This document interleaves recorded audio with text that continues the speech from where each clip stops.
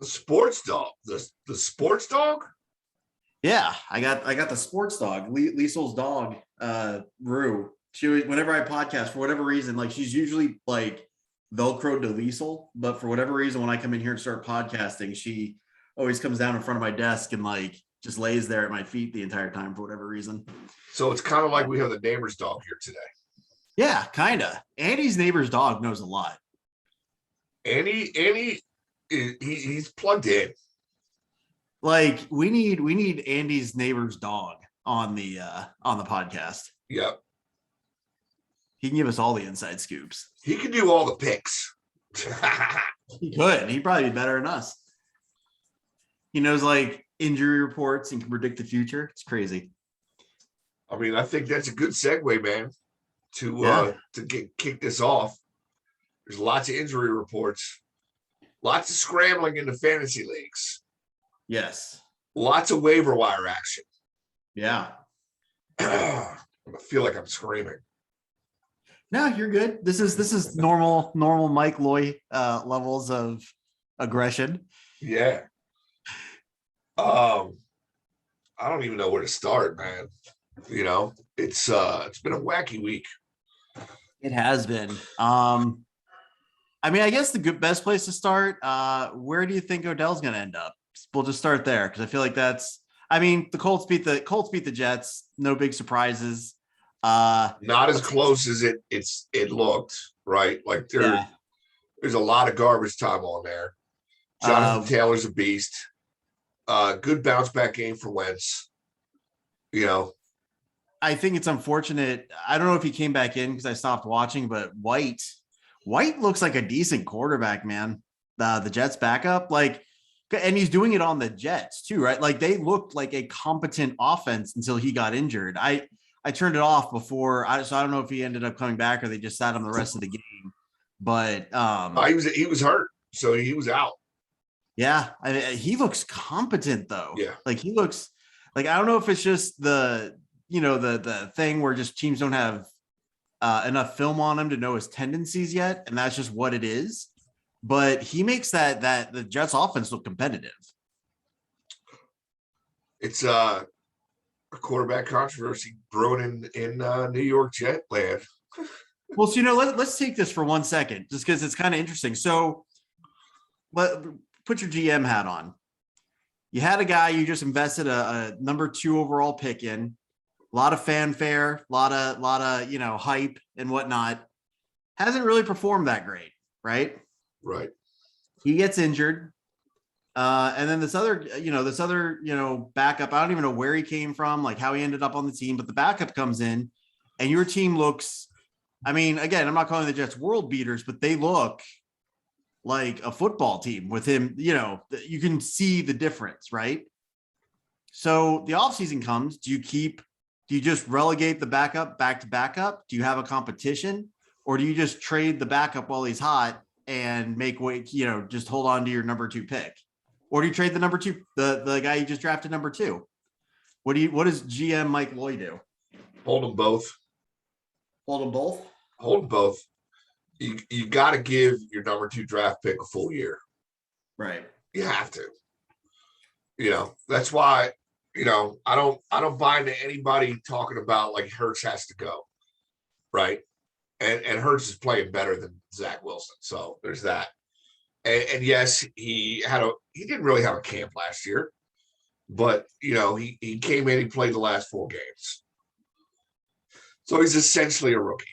You got to give him a whole year. Same thing with Zach Wilson. Like he's shown some spark, right? And like, I don't know, like it's not unheard of that a backup comes in and makes everything look decent, right? Right. It's not the first time that's happened.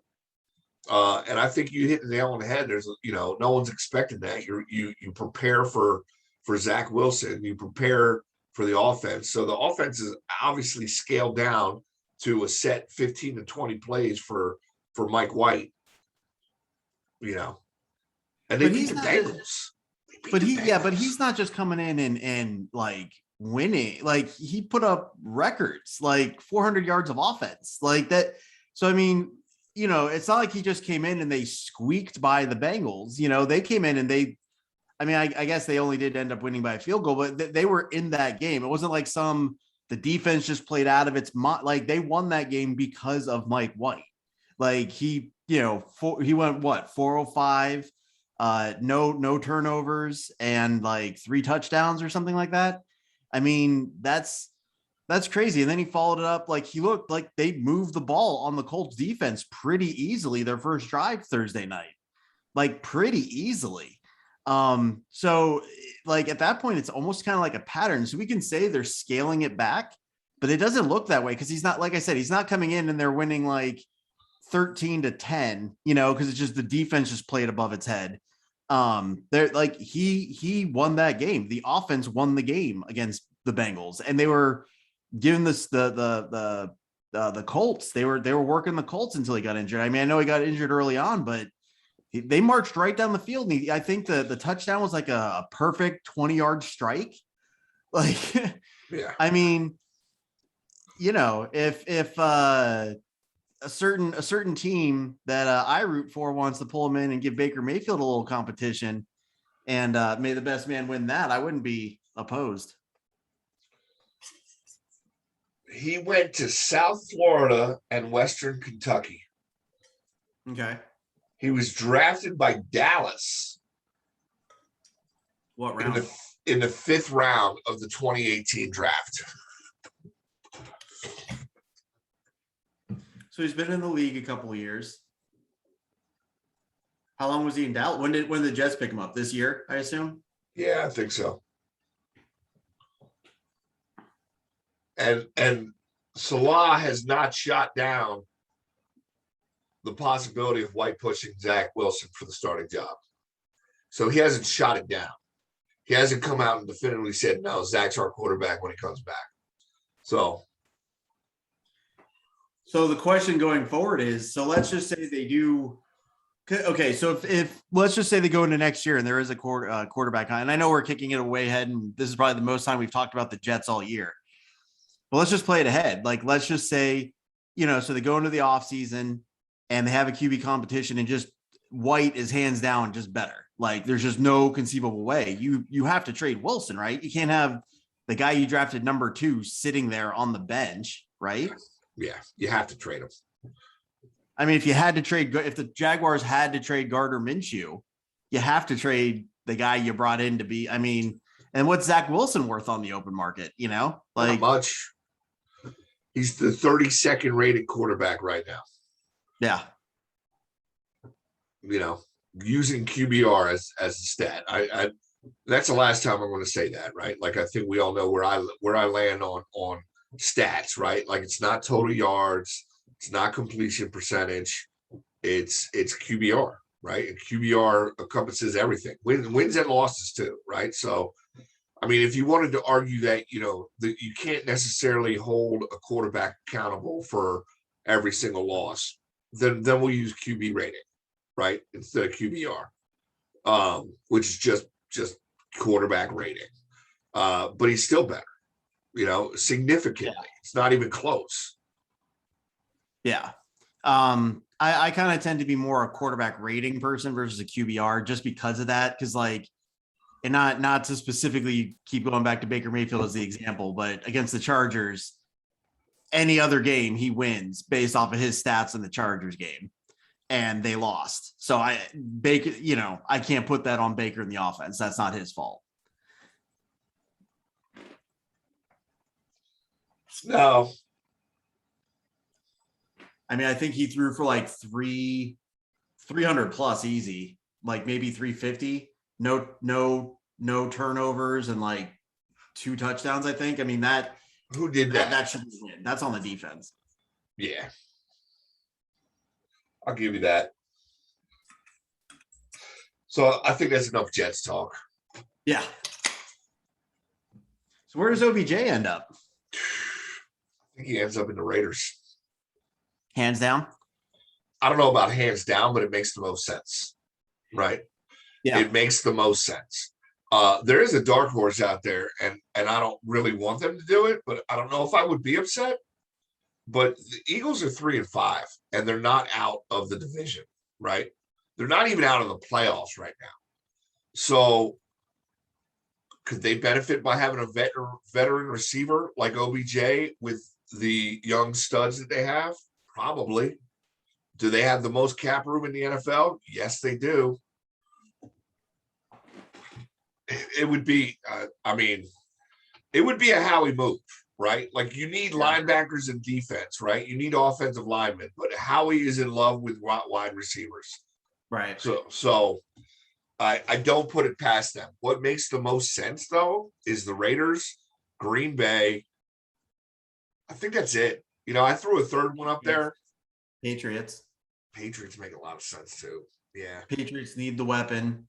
And Belichick likes project dudes that took Randy Moss. He took Brown.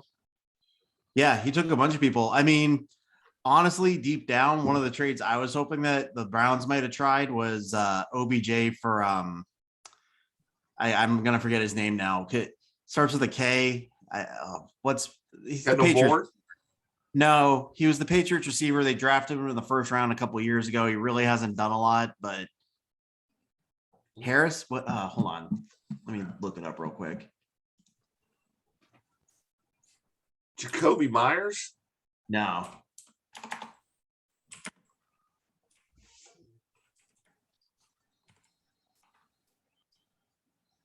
N'Keal Harry. There you go. That's what it was. Yeah, he hasn't done much at all. But I mean, I feel like that would be just trade, because my thing is they didn't get anything for OBJ. And I understand why they didn't. Like, I understand why another team wouldn't bother, but yeah, you trade them straight up. Because OBJ, here's my only thing with OBJ on the Raiders. They kind of have a bunch of different things going on right now. And OBJ needs whatever team he goes to needs to have a strong head coach. So, that's why I see him on the Saints or, God forbid the Ravens or the Patriots or something like that. My problem with him on the Raiders is 2 or 3 bad games. I mean, he's going to be on his best behavior the rest of this season. He's going to be a model teammate, especially if the team does well. He's going to be a model teammate because he's playing for a contract for next year, because part of the deal was they axed the 2 years. So he's playing for a new contract. So he's going to be a model citizen wherever he goes. But past that, I mean, say what you want about how Cleveland treated him, but we kind of saw it in New York. Now we've seen it in Cleveland.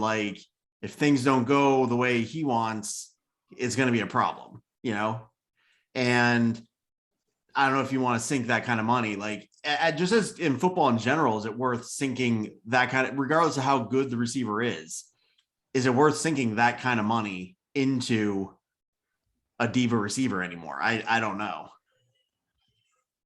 So I'm not certain it's all OBJ, right? And I'm not excusing him of any behaviors, right? And we'll go back to New York, right? In New York, he was playing with a severely declining Eli Manning, a severely declining offensive line, a head coach carousel, and he's very passionate about football, right? I think that we can all agree that he's a passionate player. Does he have an ego? Absolutely, right? So there's this old saying that you always focus on why, that I yelled, right? But you never focus on why I yelled, right? It's never, there's never, what was the cause? And no one, what are they going to do? Start digging into Eli Manning? Not going to happen, right? It's Eli Manning. Oh my God, and then he goes to Cleveland. And for whatever reason, him and Baker just didn't get along. And Baker is their quarterback. I think if anything coming out of this, you also have a pretty good inclination that they're gonna keep Baker. That's their guy. They've hitched their wagon to him in this situation, right? Where I'm telling you, man. Well, I mean, but what do you? I look at the one caveat I'll say to that though is what are they going to do? It's mid-season. Say, okay, screw it, we're going to get rid of Baker. You know what I'm saying? It's a little bit, it's different. It would be one thing if it was the off season and they maybe had a chance to bring someone in. Maybe they can trade for the Jets quarterback or something. They're in the middle of the season. They're going to stick with the starting quarterback. I think it's a little handcuffed at that point. The one thing I will say, just because obviously I follow some Browns pages outside of the group and everything, they've been bringing up a lot of like, oh, we should have seen it coming because of this type of scenarios. And there are a couple things I did forget about, like when OBJ first got traded to the Browns, and then he went on that like, I need to get my head right. So instead of like spending his first like 2 months like bonding with Baker before and not that it's all on OBJ to bond with Baker, but I'm just saying like he went and he like was gone for the first 2 months when he joined the Browns. He just went on, a Dennis Rodman type spiritual journey to like Las Vegas or some such. Yeah. And so there were just these little things throughout. Like there was a thing where he was wearing that watch. There's the thing with the watch that like in 2019, he had like some sort of crazy watch on, and the NFL saying take it off. He's saying I'll wear what I want. And there's just always something. Now he did pull it together, and but for what it's worth, for whatever reason, I'm not saying it's Baker, I'm not saying it's OBJ, but for whatever reason, the offense is better. Now, one of the things I did see is Kevin Stefanski, wherever he goes, the top receivers see a decline in production because that's just the offense he runs. Like they were showing when Stefanski became the offensive coordinator for the Vikings, both Thielen and Diggs, their targets, their production dropped like 60% or something like that. Like it was a huge steep drop in production, and it's just the offense he runs. He likes passes to the tight ends. He likes screens. He likes a strong running game. And it bears out in the Browns because not for nothing, but I get OBJ wasn't getting the ball as much as he wanted, but he was the most targeted receiver on the Browns team so far this year. Right. So, but yeah, I think he makes the most sense on the Raiders. Like as far as just like a need, filling a need. I don't know if he works long-term on the Raiders.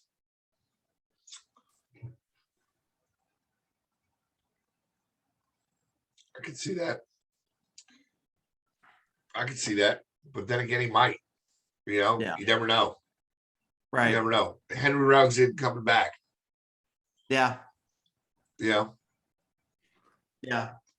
I mean, I don't know if he ever comes back from this, right? Like in today's NFL, I don't know if he gets a second chance. Are you talking about Henry Ruggs is going to be in jail for 20 years? He killed somebody. Like he's going to be in jail. He's going to be in jail for 2 years. I'm telling you that right now. I mean, he is young, and we'll see. We'll see where the NFL is in 2-3 years, but he got more charges too. Yeah, got a gun charge. Are you sure he's only going to be going away for 2 years? I've seen it's a minimum of 2 years, right? So he'll probably get a 4 to 6 year sentence. He'll be out in 2. And it's mind blowing, but like that's my prediction. Right. It's mind blowing because if you or I had done that, we'd be in jail for 20 years. Right. It's crazy. Well, it's weird that I let me backtrack that a little bit because he's not the first wide receiver to get drunk and kill somebody, I guess is where I'm going to go with that. So it's almost kind of like I feel like they're trying to make an example out of him because he's not the first, right? But again, it's been a while. Dante Stallworth did it. I think somebody else did it. Yeah. Let me Google that shit. I know because I'm pretty sure Dante Stallworth was on the Browns when he did it. And he just hit someone, but I remember if that person died. I think I'm pretty sure that person died. But I don't remember it ever it was like did he missed like a year and Dante Stallworth was like older and a journeyman by that point anyway. Wikipedia has a list of sports professionals that have been convicted of crimes. It's awesome.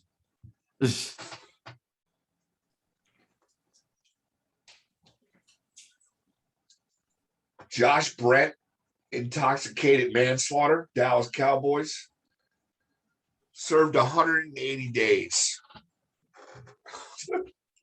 Fuck. It's another level, man. It's just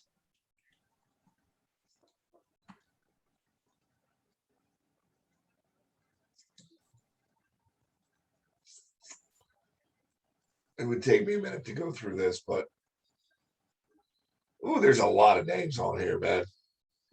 Yeah. Well, I mean, not for nothing, but when you give a bunch of 20 somethings, millions of dollars and they feel invincible because they're all like in amazing shape. Dante Stallworth served 30 days, 2 years of house arrest. Well, you know what blows my mind about all of this? Like, now this is coming from, I will, full disclosure, I've never been a heavy drinker. Like, there were like 2 years in college where like I drank like probably the most and the most for me was like maybe a 6-pack over a weekend. Like, I've never been a super heavy drinker, right? And at my college, you could walk everywhere. Like, that's what everyone did. So it's not like you got into a car. But the NFL goes out of its way to like make sure things like this don't happen. Like, you can get a freaking like the NFL will get a limo for you, right? Like, they will do just about anything to keep this kind of thing from happening. Like, just do that. Like, I don't know, maybe I'm just lazy, maybe my mindset's different, but I don't care how nice my car is. If I know I'm going to go out and do something like that, and the NFL is willing to basically give me like my personal Uber by limo, and it doesn't cost me anything, or it costs very little because they'd rather you do that than drive. Like, not to turn this into a PSA, but take the damn limo. It's still mind blowing that they do this. Leonard Little also, when he played for the Rams, had 3 months. He was involved in a fatal car crash while intoxicated. So I think they're going to make an example, but enough on that. But to your point, right? Like, it's mind blowing. And we talked about this on one of our pods, I think the one of the previews, but it's just, I don't understand how people with a significant amount of money that are sports person. John Jones is another one, UFC fighter, right? Like, it's not just the NFL, right? It's these young kids that get a lot of money that are invincible, essentially, right? Like, Mhm. I'm willing to bet he walks into bars and doesn't even have to pay for anything. Right. So it's just, what can they do, right? And you should have a service. Go out and do you, right? As long as you show up and play, go ahead, man. Do what you got to do. But are they worried about substance abuse? Are they worried about potential addiction problems? Are they worried about other underlying factors that could be at play here? I don't know. They need some help, right? And me Right. coming from integrated behavioral health care, right? That's a mouthful. I know a little bit about it, right? Like, I know a little bit about what treatment looks like, and the people that are successful are people that have like a guide, right? Somebody that helps put them on the right path, and can be their like concierge. Right. It's essentially what it is. So I think the NFL needs to do something. Dude was driving Doesn't the NBA? 153 miles an hour down Yeah. a Las Vegas street. Doesn't the NBA do something like that? I think they do. No, I want to say yeah. I mean, I guess the question though was like, I don't, like, honestly, like, I don't even remember really, because Ruggs has only been in the league a couple of years. Like, does he have a history of stuff? Like, or is this Drafted just, last year, man. No one knows. yeah. See, I mean, that's the thing. I mean, and again, not to turn the pod, but I think that's what happens when, you have a group of people that kind of grow up in not favorable conditions, and their ticket out of it is their ability to run a 4.3. You know what I'm saying? Like, and then we just throw money at them and expect them to just adapt. And I'm sure it's a culture shock, like literally scraping by to being a millionaire in literally a matter of weeks. Like, yeah, maybe that's what the NFL is missing. Maybe they need, like, there's 53 people on a team. Maybe they need like a person that manages like 5 people at a time, and just make sure, like, listen, like, whenever you're going out, just let me know. And that way, I get, if you have a problem, call me and I will take care of all the, like, if you find yourself drunk, all you have to do is shoot like a little text to me and boom, your car will be there. Like we'll get you home and I'll take care of getting your car back in your driveway. Like I'm not saying cover stuff up, just prevent the problem from happening in the first place. Cause at least we forget in all this, there was I think the girl was in her early 20s and she was she was being the responsible. And she like, apparently she was where she was because she went to go pick up a friend and bring the friend home. And that's and there was a dog in the car. Yeah. And there was a dog. It's crazy. It is crazy. That's a good business plan though, Chris, right? Like we could draft up a proposal to the NFL. We're worldwide here on the podcast and with the group, right? Like we got drivers stationed everywhere, right? Yeah. Every NFL city, we can have a service, right? Like Uber for the NFL. Yeah. Yeah. And that's all they do. That's literally all they do is, if I look at it this way, because like if you're an owner of the NFL team or a GM, someone up the chain, right? And it's your whole, you spend all this time making these draft picks, investing in these players, negotiating contracts, just to have some guy like, and the thing is, what happened was A, tragic, but B, like completely preventable. So like why there's not, like there's no reason why an NFL team can't pay to like have like just like a fleet of whatever on standby that just takes these guys. Listen, like during the season, you're not going out without one of our drivers taking you somewhere. Sorry about it. I understand you have a Camaro or whatever the hell he was driving, but like you're not going out during the season, with our drivers are taking you wherever. Where they're not gonna tell us where they're taking you, but they're taking you there. Yep. Like, because I understand like the NFL is not going to hold their hands, but and it's hard. And not that I'm trying to like justify what he did, but I can also see Ruggs is a 22-year-old kid. I can only imagine what 22-year-old me. And again, I'm not justifying and saying he deserves any pity. He made a decision that was incredibly stupid that cost someone their lives. But at the same time, he essentially, I don't know much about his upbringing, but I'm going to guess without looking it up, raised by a single parent, probably in rural America somewhere or, inner city something. And he got to go play top tier college football because he could run fast. And you're taking a kid out of that, putting him in this and like, hey, here's millions of dollars. Like, yeah, that's a recipe for this kind of thing.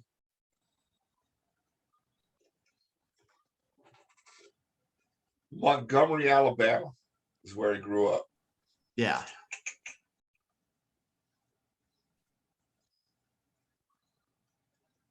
Not much beyond that. All football shit. So we've spent a lot of time, but yeah, I like it. And not for nothing, but my dad's neighbor is apparently the mother or grandmother. I forget what the exact relation is, but there's mother or grandmother of the VP of player personnel for the Cardinals. So I got an in. So we just need to get a proposal together and be like, listen. Do it. Anyway, I feel like we've spent enough time talking about Henry Ruggs and the Jets this morning. And OBJ. And OBJ. I think he's been talked to death. You just want to get into the picks for the week, or let's do it, man. Let's do it. So you know what? Just because he's not here, we were just talking about the team, but the Raiders are at the Giants this week. The Raiders can't have any more distract. Like if there's a team that would be the story of the NFL, if it wasn't for all the OBJ drama going on right now, it would be the Raiders, right? Like they lost their coach like 2 weeks ago. This just happened this week. They're still somehow leading their division right now, and they're at the Giants. What do you think happens? I mean, the Raiders are getting 3, which I think is kind of low, but I also think the Giants are playing better than the record, right? Like I think that, they're just still stuck in a rut where they don't have a winning mentality, right? They don't have the culture to build winning. And they still got a lot of problems, right? Like they got significant injuries. What's the injury report look like? Raiders have no injuries right now on the injury report, by the way. So there's that. But Shepard, Ross, Galladay. Shepard's out. Ross and Galladay are both questionable. They don't have Saquon on here, but I'm pretty sure he's not playing. Well, not for nothing, but 3 of the Giants' losses all were like a field goal or less. Yep. They lost to Washington by a point. They lost to the Falcons by a field goal, and they lost to the Chiefs by a field goal. Now they did they essentially got blown out by the Broncos, the Cowboys, and the Rams.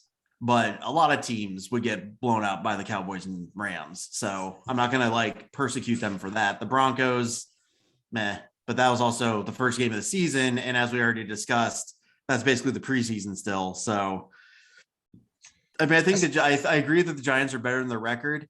I think they win this weekend. I do, just because I just think just with everything going on with the Raiders. Now, the Raiders do have some pieces that can fill in for Ruggs. So I don't think Ruggs ultimately is going to be a huge loss for them. Braylon Edwards, I think is a good piece that he's going to have a chance to shine. He's also on my fantasy team right now, so fingers crossed on that one.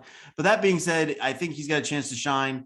So we'll see, but I just think there's just too much going on right now with the Raiders. They've had a lot of off the field stuff. The Giants, for all their injuries and everything else, at least are focused on football, which I think plays well for them. Yeah.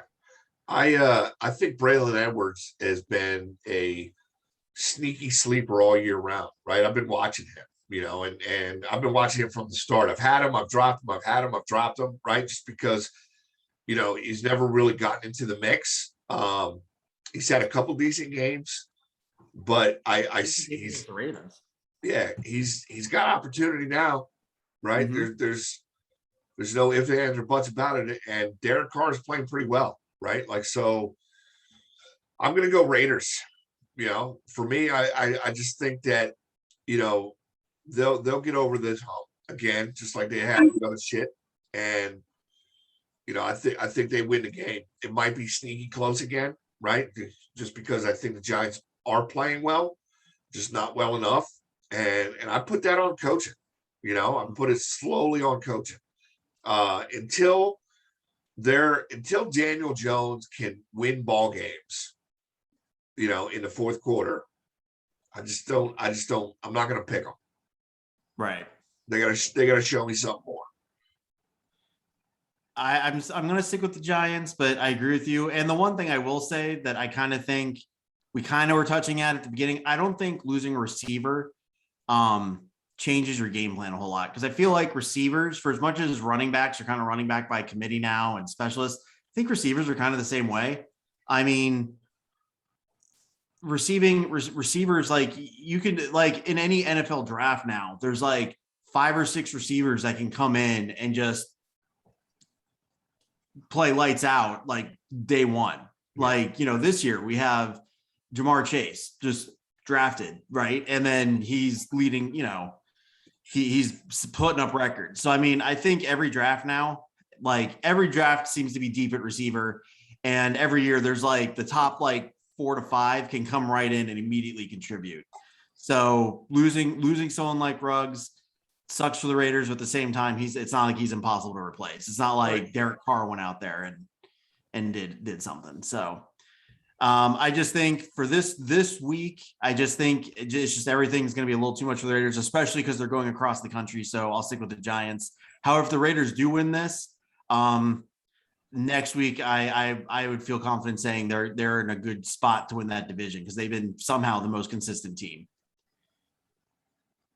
Yeah. So let me go back to the week here. So I was looking at there we go. Falcons at Saints.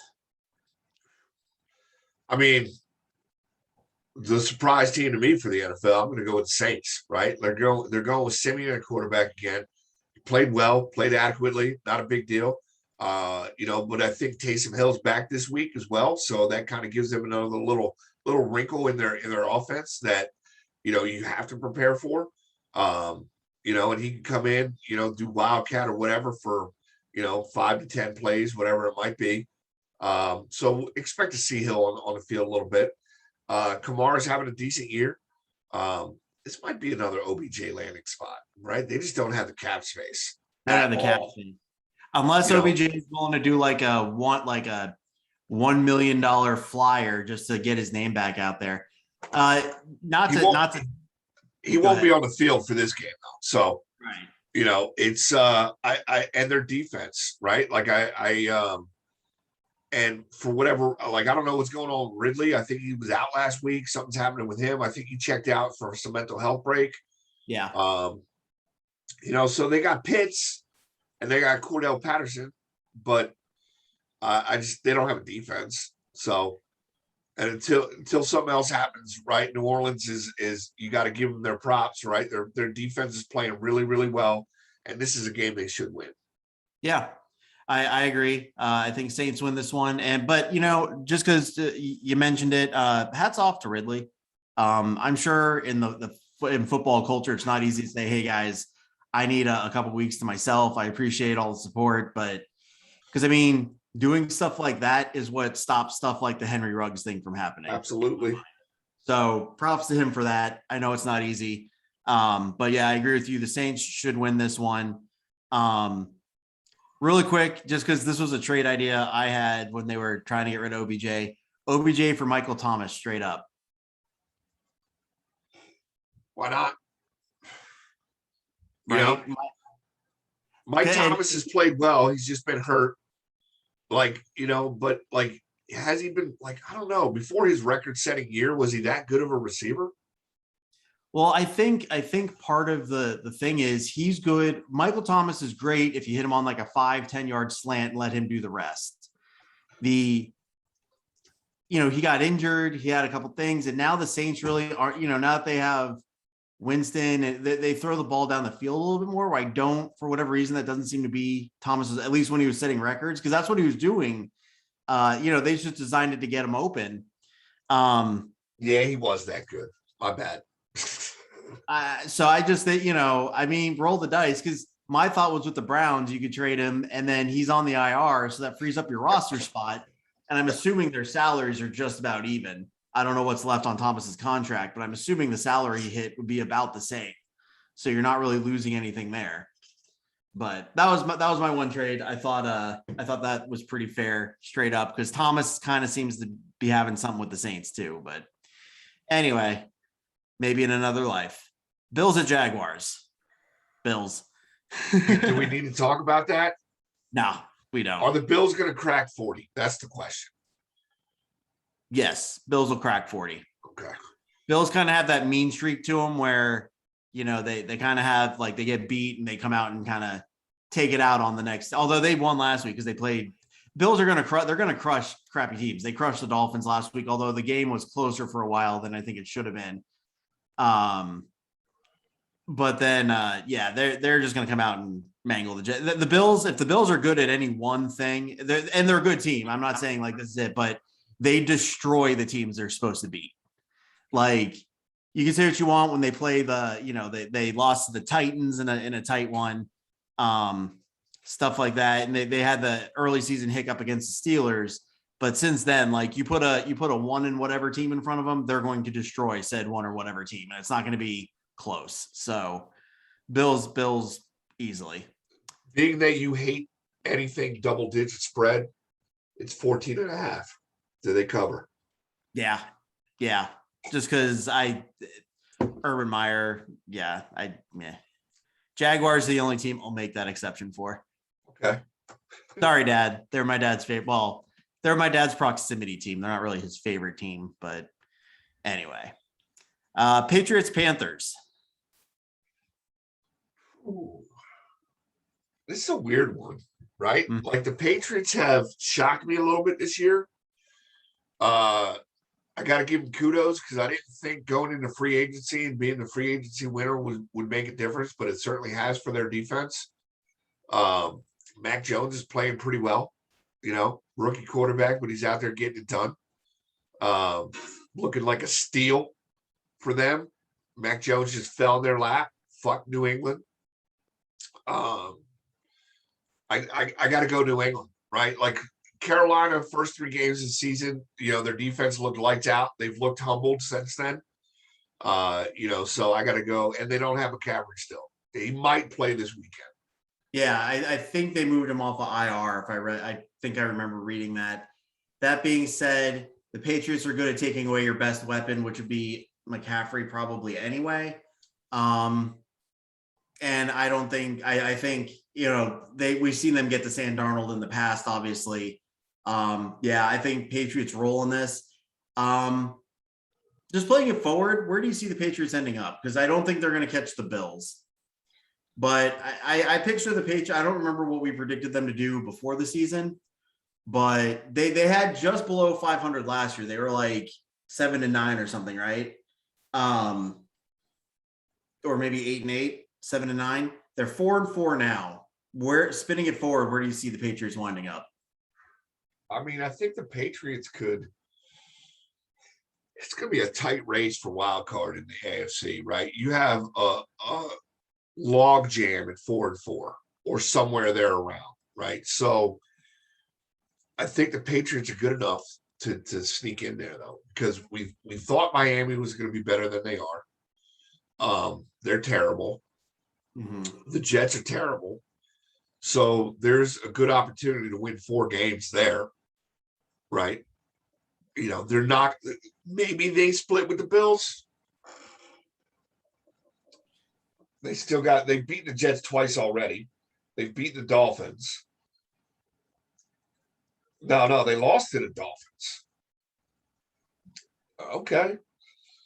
So they've beaten the Chargers, the Jets, the Texans, and the Jets.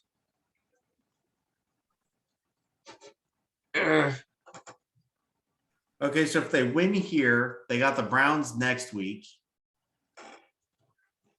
which that game's a toss-up right now in my mind.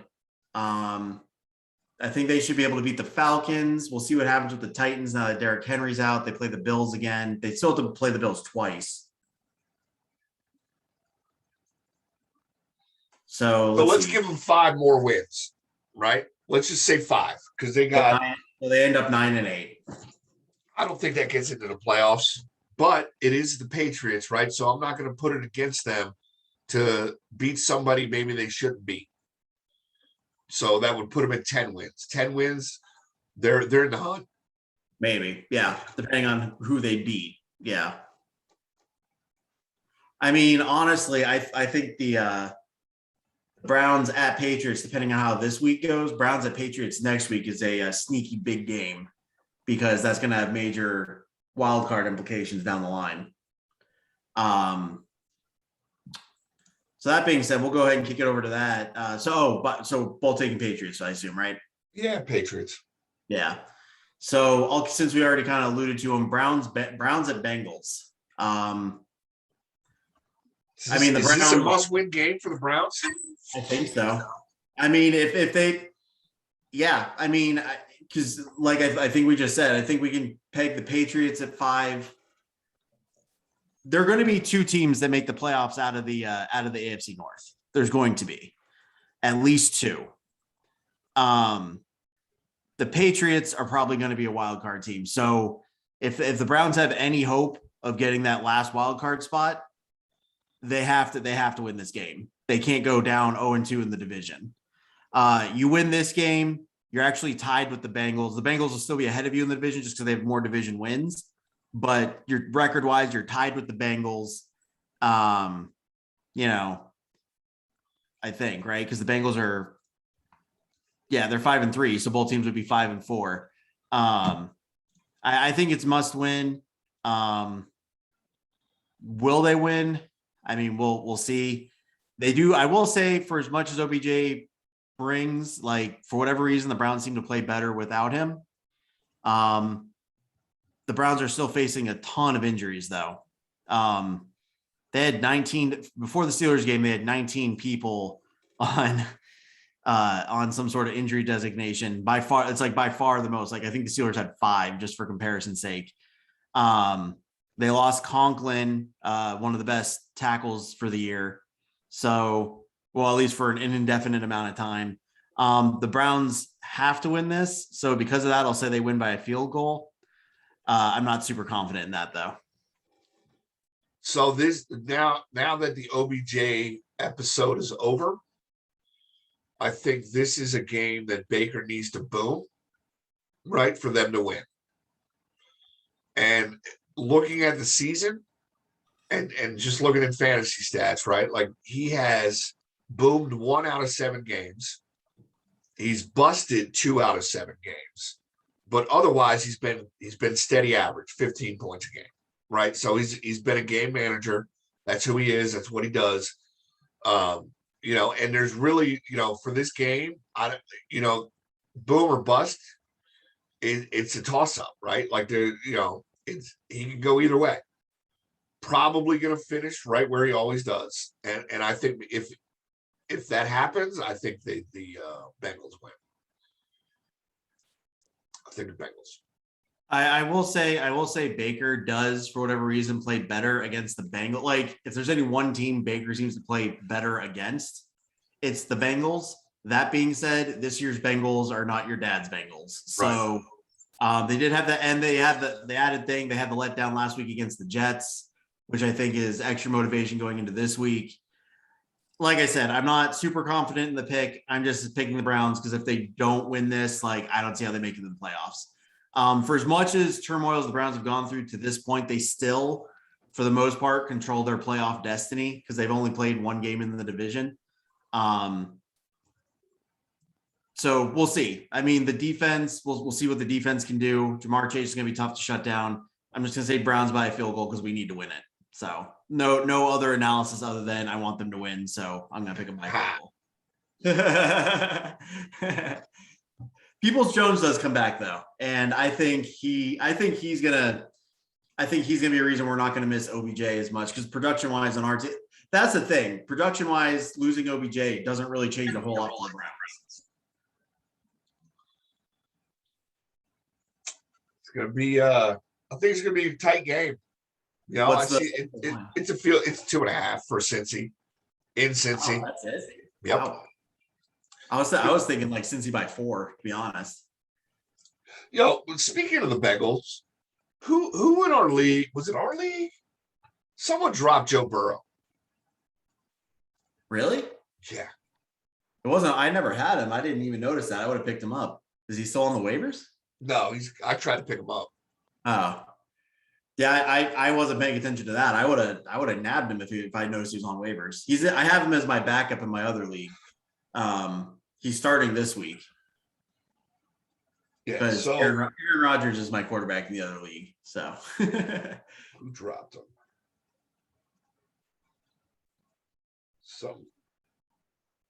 Who dropped him? So Kramer dropped him.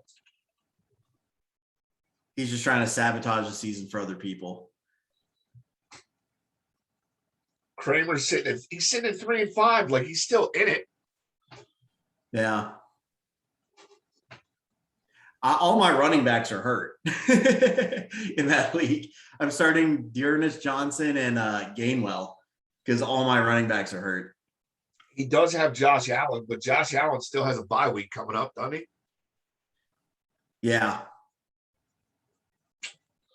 Well, and I'm also like, I'm not gonna lie, there are certain players that I'll hold on to just because I don't want him to get started on another team. I know. So. I do the same thing. No one's gonna accuse you of anything if you're holding a good backup quarterback. Yeah, I mean, I've had Tyrod Taylor all season. He's been on IR just because he came out, he was playing well, but then he got hurt. But I feel bad for Tyrod Taylor. In another world, Tyrod Taylor is Teddy Bridgewater. Yeah. Anyway, Broncos at Cowboys. I think Cowboys win this easily. Broncos start too slow, and they obviously I think are they traded away Von Miller. I think they're kind of they turn themselves into sellers on the season. I don't see them bouncing back and being inspired by trading away Von Miller to beat the Cowboys in Dallas. So Cowboys roll. Side note, this will be Gallup's first game back, so it's going to be interesting to see how they balance all those receivers. Although I think CD Lamb twisted his ankle or something. So that's really the only storyline is how they're going to balance their, wealth of wide receiver talent. Other than that, I don't see a way that the Broncos win this game. No, I don't either. It's I think we're gonna see. I think Dak's back this week, so Denver's stronghold was their defense. They traded away one of their, if not their best defensive player. I just don't see them being able to even throttle down Dallas's offense. Mm-hmm. And Dallas's defense, for all it's worth, still playing better.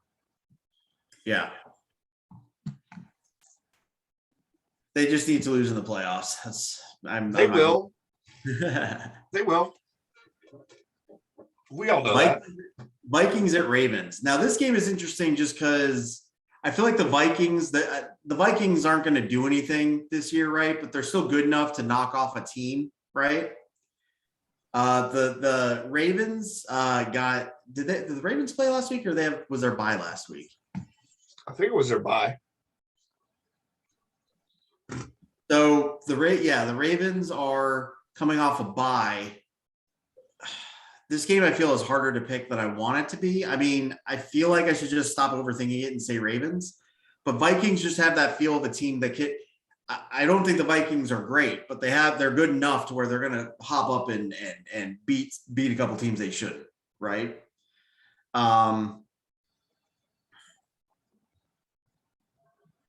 What do you think? I think coming off the loss in Cincinnati, the Ravens and a bye week, since the Ravens are poised for a big win here, right? Yeah. I mean, they got throttled by the Bengals, so they had a full 2 weeks to really think about that, correct whatever went wrong. They have an opportunity to look at tape for 2 weeks. Like, what did we do in this fucking game? That we got blown out 41-17. We're better than that. Right. The Vikings make things interesting, but I just don't. I mean, they're a 3-4 team. They're not a. I don't think they're a playoff contender, right? They're a playoff pretender right now. They're a playoff pretender, and like I said, I don't think they're going to do anything. I think they're good enough to knock off a team like the Ravens. They got a better defense than people give credit for, though. But until the word out was that the league has solved Lamar Jackson. I don't think you can solve him, right? I mean, he's too shifty. He needs to be a better passer. But we'll see. They have some injuries. Well, and for what it's worth, OBJ to the Ravens scares me. That's the one team that could use OBJ. That's the one team. Wherever he goes, dear God, don't let it be the Ravens. That's my one thing. It does make sense. It does make sense, and it's already been teased a little bit on Twitter from what I've been seeing. But yeah, let him go to a. That's why I wanted to, more than anything than just letting him walk. That's why I wanted the Browns to trade him, because they could kind of dictate him to the NFC or something, and then it's like, all right, well, we don't have to worry about him. So right. Because God forbid he ends up on the Ravens and being the missing piece, and then Lamar Jackson suddenly is completing 50-yard bombs on top of everything else he does. And they already have Brown, and Brown's a speedster. So like you can't double OBJ if he goes there. You can't. Right. Well, they have the other guy that was on Kansas City last year, Watkins, who I mean, as a third receiver, we've seen him thrive in that role. So yeah, dear God in heaven, any team but the Ravens. I like the Ravens here. Yeah. The one Ravens fan in the football trash talk group. F your team. Anyway.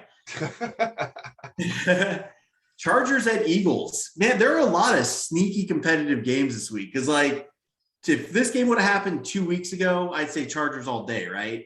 But after the Chargers looked vulnerable. I mean, they beat the Browns, but gave up a lot of points and yards, didn't cause any turnovers. They got manhandled by the Ravens.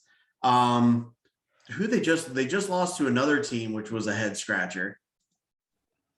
Who they just lose to? They did beat the Patriots. I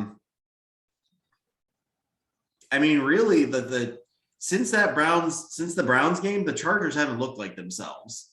I guess the question is, do you think they right the ship this week? So I'm going to pick the Chargers, but because I said it last week, I'm not picking the Eagles until they show me who they are. And we don't know what game plan the Eagles are going to come out with, right? We have no idea whatsoever, right? Can they run the ball against the Chargers? Probably. I mean, Jordan Howard and Boston Scott are two sneaky tandem coming out of that backfield, right? Completely different runners, but Boston Scott also runs the ball head down too sometimes. He's not afraid of contact, right? Jordan Howard's a north and south runner, period. End of story, right? Boston Scott's a little shifty, but he's not Ezekiel Elliott, right? But he's got that same mentality. Like, I'm going to get an extra 2 or 3 yards just by muscling my way through this tackle. Yeah, I'm getting tackled, but I'm going to fall forward and I'm going to get 2 more yards. And that's kind of how he runs, right? I'd like to see Devontae Smith a little bit more incorporated into the game. I don't think they've used him well enough so far. He's having an okay season, but not like a lights out season. I think part of the problem is that Hurts, when he does drop back to pass, he's just under duress. And he needs to fix that. He needs to work through progressions a little bit quicker. Smith runs really good routes. Rieger is a burner down the sideline. Goddard is a nice outlet. Gainwell. So, I mean, they have the weapons to win this game. Plus, it's in Philly. It's a West Coast team coming across the state, across the country. Typically doesn't bode well for West Coast teams, unless you're Seattle for some reason. So, I mean, and all in all, the Chargers, they would drop to 4-4. They're not out of it, right? They get a bye week coming up. They'll right their ship. I think they'll bounce back. I just don't know if it's this week, but I'm going to pick them anyway. So I'm kind of, despite everything you just said about the disadvantages for the Chargers, I think they just bounce. They have to bounce back at some point. I think there's too much talent on that team for them not to bounce back. And frankly, they have to beat a team they're expected to beat sooner or later, right? Like they've kind of, I mean, losing to the Ravens isn't bad. Getting throttled by the Ravens is, and then turning around and getting beat by the Patriots. They need to have a bounce back game if they're going to get taken serious as contenders, and they have to be able to stop the bleeding. So yeah, for those reasons, I think the Chargers win because they're not. I mean, in their division, we don't know. The Chiefs could potentially turn it on. The Raiders are still, even though they have their things, the Chargers are still very much in this. They're in.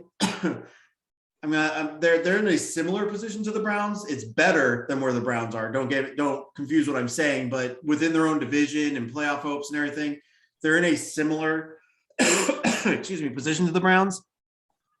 And so I think they need the win.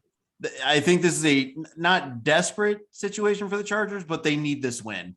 And so I think for that, they're going to come out and win. They're the more talented team. They're the more together team. We know what they are, but more so than we know what the Eagles are. I think they win this game. I'm not going to argue with you. Yeah. Pillow fight of the week, Texans and Dolphins. Oh. Dolphins. Now, Texans win this game. Tyrod Taylor's back, man. So they have Tyrod versus Tua.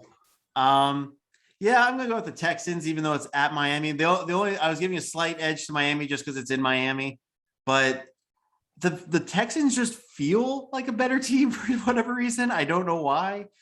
But I mean, they're putting up points at least. Like, they're not, it's not like they're losing every game like 40-0. I think that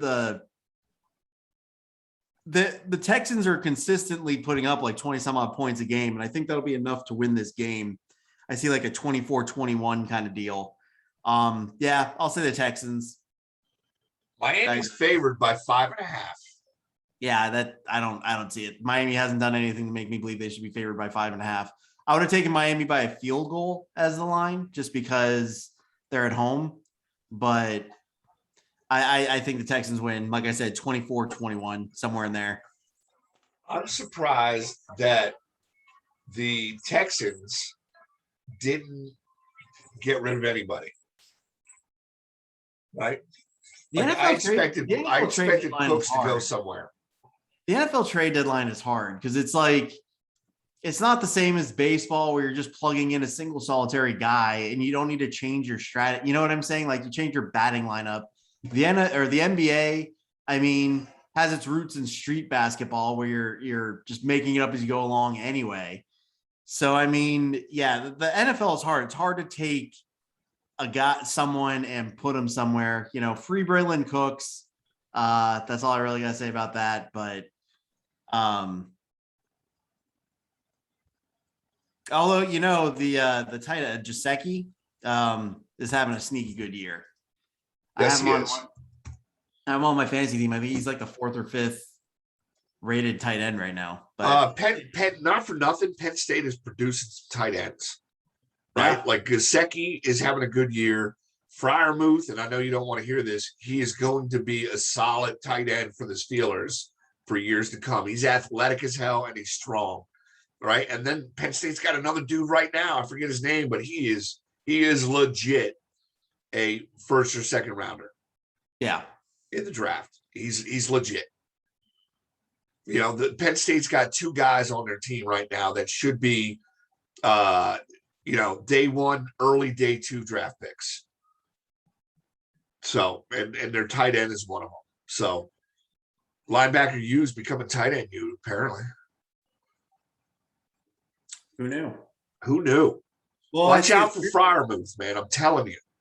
They shift. It's weird how it shifts because, like, Ohio State is a defensive back. Like, you want a defensive back, you draft someone from Ohio State. You want a wide receiver, you draft someone from LSU. Like, it's just weird where these things come from.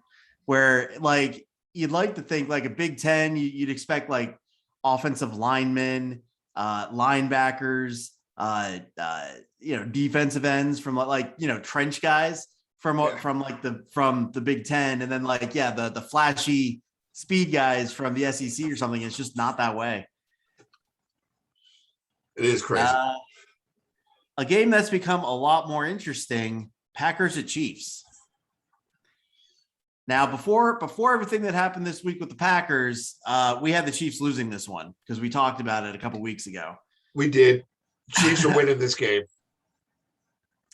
Now, my question for you, does this spark the Chiefs? Because now they're getting a win where 2 weeks ago we would have thought was a loss. I think they get a win, but it's fool's gold for them. Right. If they let Jordan Love beat them, yeah, that's terrible. Right. But it's fool's gold. You're not beating the Packers. You know what I mean? You're beating Green Bay with Jordan Love. Right. You're not beating Aaron Rodgers. Right. And not for nothing, they can run the ball all day long in Green Bay. They got a couple big backs, and Kansas City has shown they can't stop anything. So the big thing is, and we haven't seen it since they beat Philly, I think. Tyreek Hill get loose. Is this the week he gets loose? Probably. Right. I don't know what Green Bay's secondary is. I mean, Lisa will know better than I do. So she's not around. The neighbor's dog is under your desk.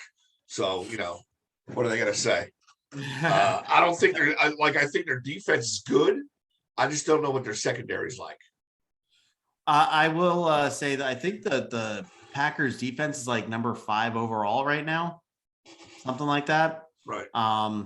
They definitely have a bend, don't break mentality. The problem with when you play a team like the Chiefs is they're not like they're just a bust through type offense, right? So I just think, yeah, without Rodgers, they do have the run game, and the Chiefs have trouble stopping the run. So their best bet is going to be a game plan similar to the Cardinals. The thing is, you're not going to have Rodgers that's going to get those. You don't have the seasoned quarterback that can get those key throws in when you need him to. Well, we're going to see what Jordan Love's all about. Real quick. Yeah. So I agree, though. I think the Chiefs are just a little too much for the Packerless Rodgers. And plus, they have the distract because now there's like investigations going on into the Packers because of the Aaron Rodgers situation. So we shall see. Cardinals at Niners. I mean, Cardinals will bounce back. The Niners got a nice win last week against the Bears, but it took them a while to get going, and you just don't have that kind of time against the Niners or the Cardinals. Not for nothing, but the Niners are probably the most banged up team next to the Browns, and they've been that way for a couple years now. So they need to get something figured out. That being said, yeah, I got the Cardinals in this one. I don't see the way the Niners win this one. The Niners, for whatever, and it's in San Francisco, but the Niners don't seem to have any kind of home field advantage. So what happened to AJ Green? Right now he's out. Right, like what happened to him? Was he hurt on that last play? I think he gave up. I think he just gave up on the play. Like he was just taking a play off, and I think he's just getting punished. Honestly, I think he cost them that game. I think gave up on it. Like he was taking the play. I don't even think he gave up on it. I don't think he was ever trying. I think he was taking a play off. It cost them the game. I think this is stemming from that more than anything. Yeah, I just AJ Green. I think the Cardinals, just to go back to your point, like they right the ship. They figure it out. Their offense is better and their defense is better. So, San Francisco's a 500 ball club right now. That's what they are. So I just don't see them stopping that. And the Cardinals don't need AJ Green, right? Right. So did they sign somebody else? The only player that's missing for the Cardinals is JJ Watt. I do think they are better with JJ Watt. But yeah, I still think they're too much for the Niners. That being said, I got into it with a dude during preseason about the whole JJ Watt signing. He found it remotely disturbing that JJ Watt could steal that kind of money. And I was like, listen, dude, like he's JJ Watt. He's like, yeah, but he hasn't played a full season. So I got reminded of that debate yesterday.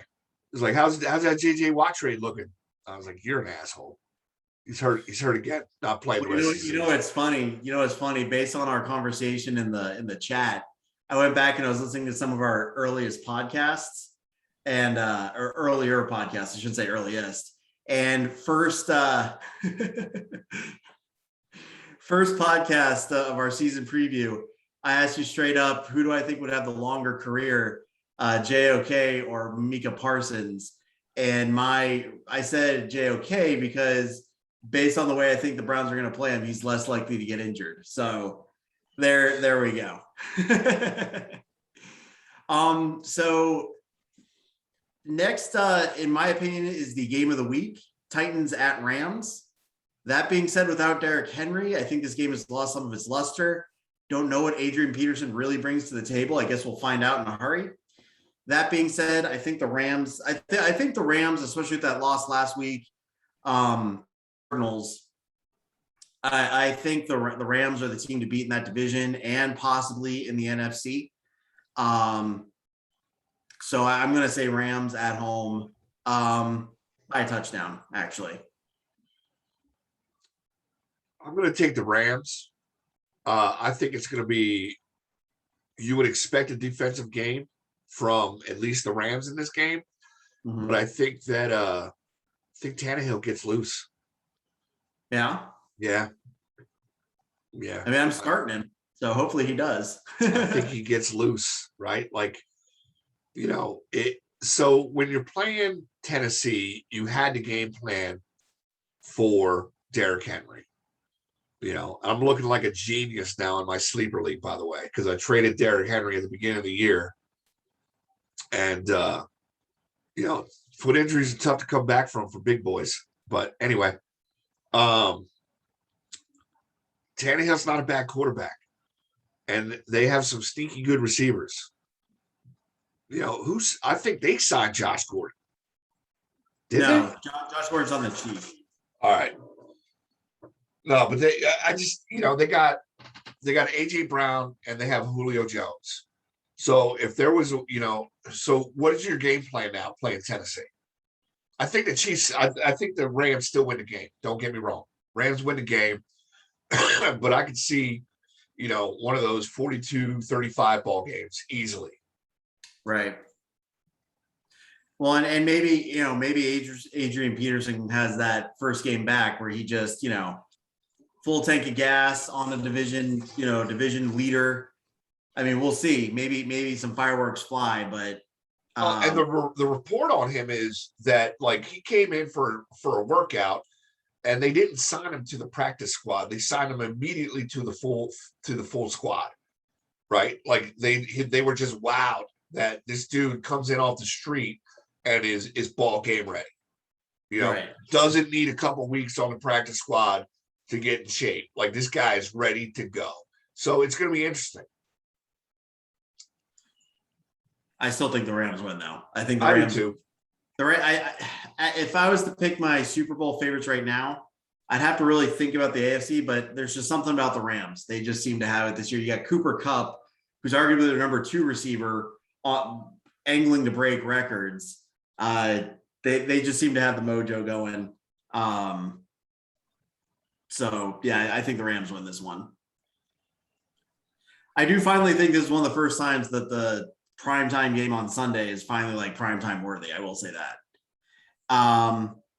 So that brings us finally to the Monday night game, Bears at Steelers. Sorry, Bears. Steelers get a gift horse in the mouth, man. I don't think they lose this game whatsoever.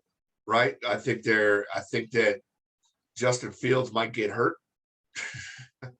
TJ Watt's going to come down on him pretty hard as long as he's playing. It's probably going to be a little bit lower than you would expect.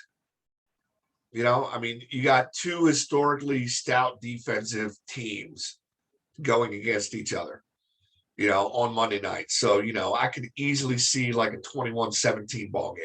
That's exactly what I was thinking about. 21-17, but I don't think it's going to be that close. It's going to be one of those Steelers are ahead by like a touchdown most of it, and then the Bears get something late off of some zany stuff. My first inclination when I saw this game, if I'm being honest, was this is the game that just puts the nail in the coffin of Matt Nagy's coaching career, or at least head coaching career for the Bears. As much as I don't want to see the Steelers keep winning, yeah, I agree. I think their defense is the Bears don't have an offense, and that they're not going to get on whatever they had. They finally kind of put up some points last week against the Niners in a game they ultimately lost. But they're not going to they're not going to figure anything out against the Steelers. Yeah, I agree. 21-17 sounds right. 21-10 wouldn't surprise me. But yeah, I think this is the game that that will be pointed at as like when Matt Nagy, because I think he's already starting to lose the team. I think there's some issues going on there. And I think this is the one where they just finally kind of quit on him and costs him, the head coaching spot. I mean, 30-20 wouldn't surprise me. You know what I mean? I could see the Steelers putting up 30. I think it's going to be tighter than that, but like I could easily see them scoring 4 touchdowns in this game. And I agree. But like Matt Nagy's time is ticking away rapidly. Yeah. Yep. So, man, to Atticus's point, though, like you don't do you well Matt Nagy's been there a while now, but like he's got finally a quarterback, or so they think. Do you give him another year now that they're switching quarterbacks again? No. Because you use the fact that you got a young Justin Fields as your chip to get the next coach. It's Nagy's not. Yeah, I think this is it for Nagy and whoever their GM is. Because he's supposed to be an offensive guy, and their offense hasn't been great the entire time he's been there. And the only reason why they have a good defense is because they made a good draft pick in Roquan Smith, and then also just got a stupid trade from the Raiders to get Mac. I mean, so I think this is it for Matt Nagy. And this is the beginning of the end. I think the team's already kind of quit on him. They just go out and play. The only reason why I don't think the Steelers score 30 is because I think the Bears defense is too prideful for that. But they're going to play just enough to keep it from being a crazy score. But yeah, 21-10 sounds about right to me. And it's going to be a ho-hum game. It's like not going to be like hard. It's just going to be like, okay, the Bears are going to end up with 10 points, but it's never going to feel like the game's in doubt.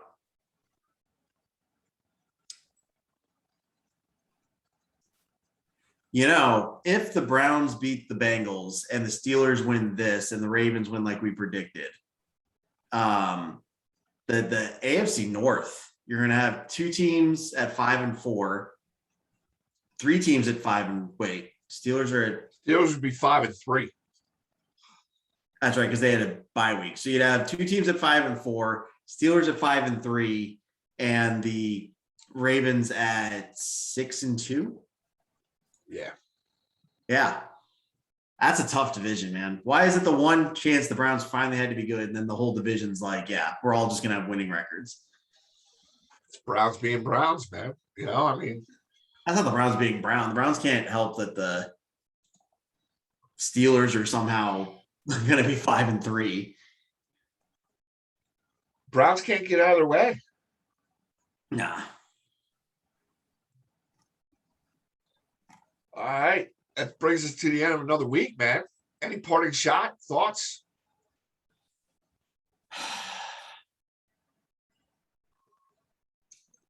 Yeah, no, not really. I'm just this week's been a whirlwind, man. I'm happy to kind of get into the weekend, have the game go however it goes, and just kind of move on. It's been exhausting trying to keep up with it all. By the way, though, my dad, just to give you a heads up, my dad's going to be releasing a video on Twitter about all the times that you've just messed up this podcast. That I've messed it up? We're going to cut you too. You dropped the proverbial ball, and yeah, he's coming for you. He told me. Are you trying to get cut from the podcast? Dude, I'm the only one that puts up video. You can't cut me. I'm the only one that posts the videos. Not the videos. Or not the video. I'm the only one that gets it up on the airwaves. Our 3 listeners wouldn't have anything to listen to if it wasn't. I know. I'm slacking on the YouTube channel. It would just be like if I get cut from the podcast would just be endless videos that never get posted of you and Atticus. Hold on. I actually need to figure out what to do because I'm getting to the point where I have 50 podcasts saved on my computer. And I need to, I don't want, like, on the one hand, I don't want to delete them. But on the other hand, I don't want all this memory being taken up by podcasts that are already up. But I like having all the raw, editable footage. So I have all of it. So do I. I have them all on my thing. I think I might just get like a flash drive or something and just store them all on there. I could put them all. Like, I have all the original copies, man. So like, you don't need to hold anything. Okay. You know what I mean? Yeah. And I already have a storage. Right. I got my storage here. I got plenty of space on this bad boy. Okay. I It's mean, I like have 2 this. terabytes. I have this, but it's only it's only like a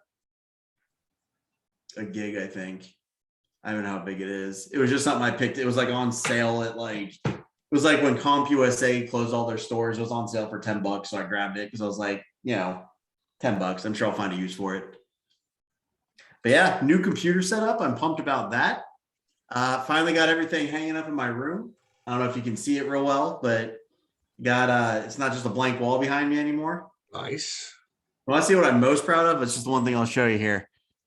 So right there, it's got the glare on it, so it makes it kind of hard. But this right here, it's actually the OU Pitt game back in 2005.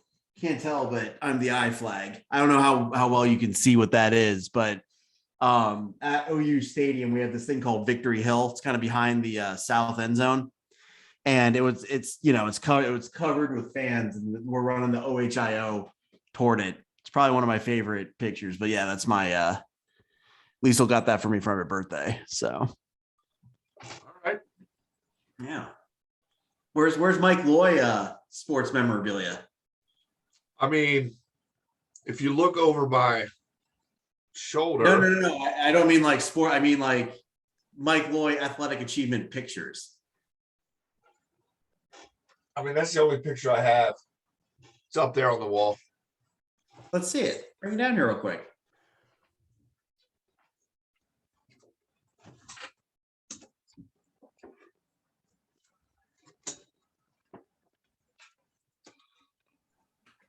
Oh, damn. I like the mask. Shit, dude.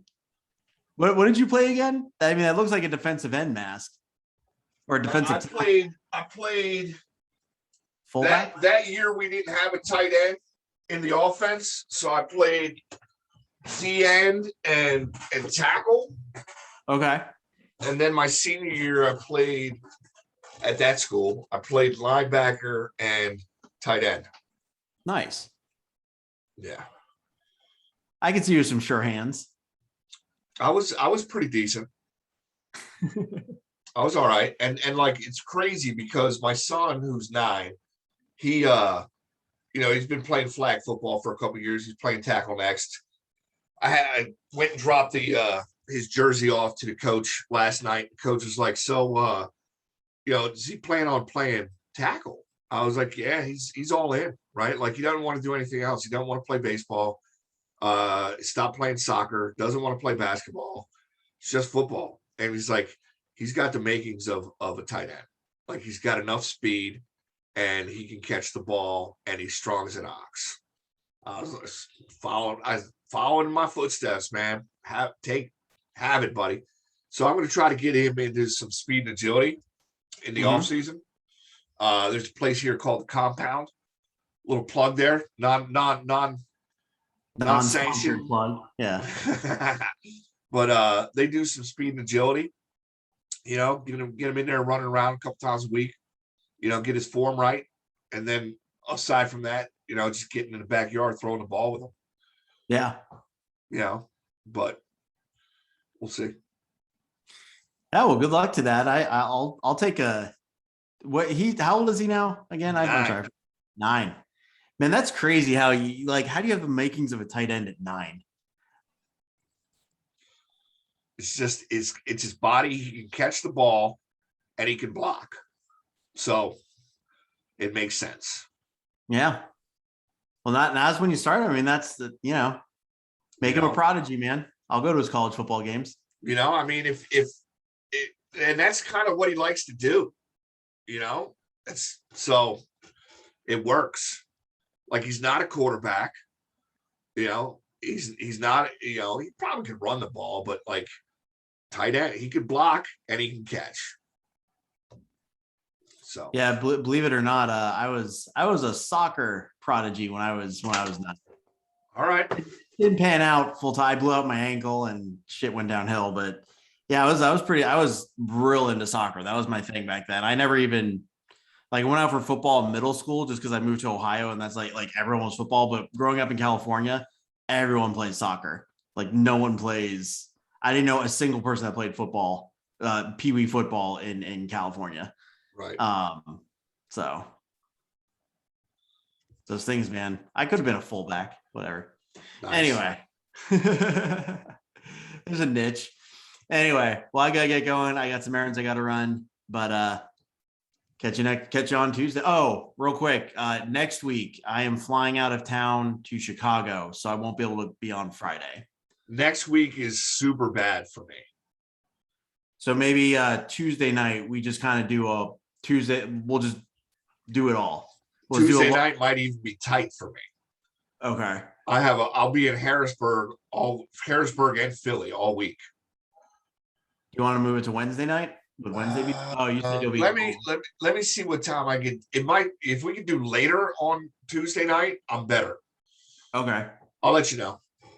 Yeah, I'm just thinking we just got to knock it all out in one because I'm going to be gone all weekend. So All right, man. All right. Catch you later, bro. Later.